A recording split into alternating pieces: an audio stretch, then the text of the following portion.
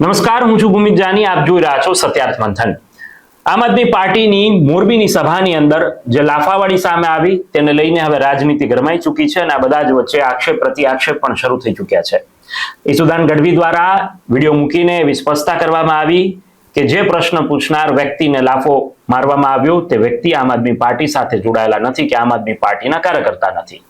પ્રશ્ન ઉઠે સ્વાભાવિક છે કે જો આમ આદમી પાર્ટી સાથે જોડાયેલા નથી તો એ સભાની અંદર એ કેવી રીતે આવ્યા? આ બધા જ વચ્ચે ભાજપના ગુજરાતના મુખ્ય પ્રવક્તા ડોક્ટર યજ્ઞેશ દવેને ફોન કરીને તેમની સાથે વાત કરવી છે કે ઈશુદાન ગઢવીના આ આક્ષેપ પર તેમનું શું કહેવું છે.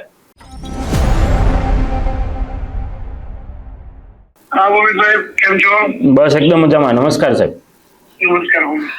યજ્ઞેશભાઈ, આપ અમારી સાથે ફોન લાઈન પર જોડાયેલા છો અને આપની સાથે મુદ્દે વાત કરવી છે કે જે રીતે મોરબીની અંદર આમ આદમી પાર્ટીની એક સભાની અંદર એક વ્યક્તિને થપ્પડ ઝીકી દેવામાં આવી, લાફાવાળી થઈ અને આ મુદ્દે આમ આદમી પાર્ટીના પ્રદેશ અધ્યક્ષ એવું કહે છે કે આ ભાજપ અને મુખ્યમંત્રીનું ષડયંત્ર છે, એમના કોઈ માણસો છે અને અમે વિસાવદરમાં જીત્યા તેના કારણે એ બોખલાઈ ગઈ છે ભાજપ અને આવું કરે છે. આ મુદ્દે આપનું શું માનવું છે?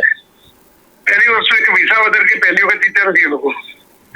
એમની પાસે વિસાવદરની સીટ હતી, એમને જાળવી રાખી છે. એમાંથી કે આમ આદમી પાર્ટીની પ્રતિષ્ઠા વધી જતી છે કે ભારતીય જનતા પાર્ટીની પ્રતિષ્ઠા ઘટી જતી નથી. 2022 આ સીટ જીત્યા હતા તે વખતે કેમ ઈશુદાનભાઈ હાર્યા હતા? પ્રતિષ્ઠા હતી તો ઈશુદાનભાઈ વખત નહીં જીતત. બીજી વસ્તુ કે બે પેટા ચૂંટણી હતી, વિસાવદરની પણ હતી અને સાથે કડીની પણ હતી. તો વિસાવદરની અંદર ભારતીય જનતા પાર્ટીનો ઉમેદવાર 60,000 ઉપરાંત મત લાવે છે, જ્યારે કડીની અંદર એમનો ઉમેદવાર 3,000 મત પણ નથી લાવી શકતો. તો એનો મતલબ એ છે કે એમની લોકપ્રિયતા વધી કે ઘટી આ સ્થિતિ દેખાઈ આવે છે. અને એનાથી આગળ ત્યારે કોઈ સવાલ, તમને કોઈ નાગરિક સવાલ પૂછે ત્યારે કે મુખ્યમંત્રીનું ષડયંત્ર છે, ઈશુદાનભાઈને કહો કે તમારું એ લેવલ જ નથી, મુખ્યમંત્રી તમારા માટે ષડયંત્ર કરે. એટલે મહેરબાની કરીને સસ્તી પ્રસિદ્ધિથી દૂર રહો. બીજી વસ્તુ એ છે કે એક નાગરિક જયારે તમને સવાલ પૂછે તો જવાબ આપવાની જગ્યાએ ટપોરીની જેમ મારામારી કરો છો, અસામાજિક તત્વની જેમ વર્તો છો તો ગુજરાતના કોઈ પણ નાગરિકો આ સાંકી નહીં લે, ગુજરાતની પોલીસ પણ નહીં સાંકી લે. આવું જો ફરિયાદ થશે તમારી પર પગલા પણ લેવામાં આવશે. યજ્ઞેશભાઈ તો એવો દાવો કરે છે, એમને વિડીયોના માધ્યમથી એવું કહ્યું છે કે ભાજપે મોકલેલો કોઈ માણસ હતો, આમ આદમી પાર્ટીનો કોઈ કાર્યકર્તા નહોતો. ભારતીય જનતા પાર્ટીને ઈશુદાનભાઈ માટે માણસો મોકલવાની જરૂર નથી. ઈશુદાનભાઈ એ લેવલના નથી કે ભારતીય જનતા પાર્ટી એના માટે માણસો મોકલે. તમને લાગે છે ગણેશભાઈ કે સામાન્ય નાગરિકનો જવાબ આપવામાં પણ જો એમને તકલીફ પડતી હોય પણ કદાચ પડી શકે, કારણ કે ઈશુદાનભાઈ એ રાજકારણી નથી, એક એન્કર છે અને એન્કરને જેટલી સ્ક્રિપ્ટ આપી એટલું જ બોલે, વધારાનું બોલી ન શકે. એટલે એમને જેટલી સ્ક્રિપ્ટ કેજરીવાલજી આપી હશે એટલું એ બોલ્યા હશે અને વધારાનું કોઈ નાગરિકે પૂછ્યું એટલે નહીં આપી શકે જવાબ. તમને લાગે છે યજ્ઞેશભાઈ, તમને લાગે છે એવું કે આ પ્રકારે દાવો કરવો અને મુખ્યમંત્રી અને ભાજપ પર પ્રહાર કરવા, એ તમને એવું લાગે છે કે આ યોગ્ય વાત છે? કારણ કે એક તરફ જ્યારે મુખ્યમંત્રી માટે, ગૃહમંત્રી માટે, પ્રદેશ અધ્યક્ષ માટે કે દેશના ગૃહમંત્રી માટે કે દેશના વડાપ્રધાન માટે એલપેલ શબ્દો બોલવા એ આમ આદમી પાર્ટીના નેતાઓના સંસ્કાર છે. બરોબર છે, એને બધા જ જાણે છે અને ભારતીય જનતા પાર્ટીના શું સંસ્કાર છે અને બંને વચ્ચેનો શું તફાવત છે અને મોટી ભેદરેખા છે એ પણ જનતા જાણે છે. ચોક્કસથી યજ્ઞેશભાઈ અમારી સાથે જોડાયા અને વાત કરી તે બદલ આપનો ખૂબ ખૂબ આભાર. Thank you. તો આ હતા ભારતીય જનતા પાર્ટીના ગુજરાતના મુખ્ય પ્રવક્તા યજ્ઞેશ દવે કે જેમના દ્વારા વાત કરવામાં આવી કે ઈશુદાન ગઢવીના આક્ષેપ વિહોણા છે. વિસાવદરની વાત કરીએ તો એક તરફ જ્યારે ઈશુદાન ગઢવી એવું કહી રહ્યા છે કે વિસાવદરની જીત બાદ ભારતીય જનતા પાર્ટી એ બોખલાઈ ગઈ છે અને 2027માં ક્યાંક તેમને હાર ભાડી ગયું તેવું લાગે છે ને એટલા માટે આ બધા ષડયંત્રો રચે છે. મુખ્યમંત્રી અને ભાજપના લોકો દ્વારા આ પ્રકારનું ષડયંત્ર રચવામાં આવે છે અને આમ આદમી પાર્ટીની સભાની અંદર જે પ્રગતિ ધીરે ધીરે થઈ રહી છે તે જોઈ નથી શકતા અને એટલા માટે આ સમગ્ર કૃત્ય છે તે કરવામાં આવી રહ્યું છે. જ્યારે ભાજપના મુખ્ય પ્રવક્તા યજ્ઞેશ દવે સ્પષ્ટતા સાથે વાત કહી છે કે આવી કોઈ જ વાત નથી અને જો આવું હોય તો કાયદાકીય પગલા લેવા માટે પણ તૈયાર છે.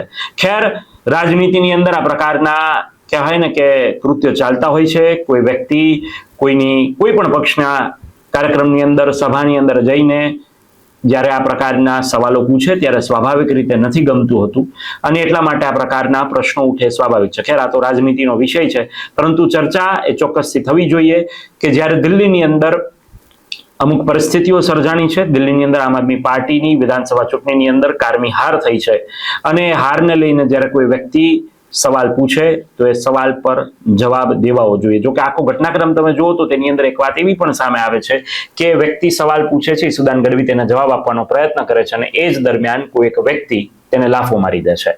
અહીંયા એક વાત સમજવાની એ પણ જરૂર છે કે ઈસુદાન ગઢવી જે રીતે કહી રહ્યા છે કે આમ આદમી પાર્ટીના માણસ નહોતા, તો પછી આમ આદમી પાર્ટીની સભામાં શું કરી રહ્યા હતા?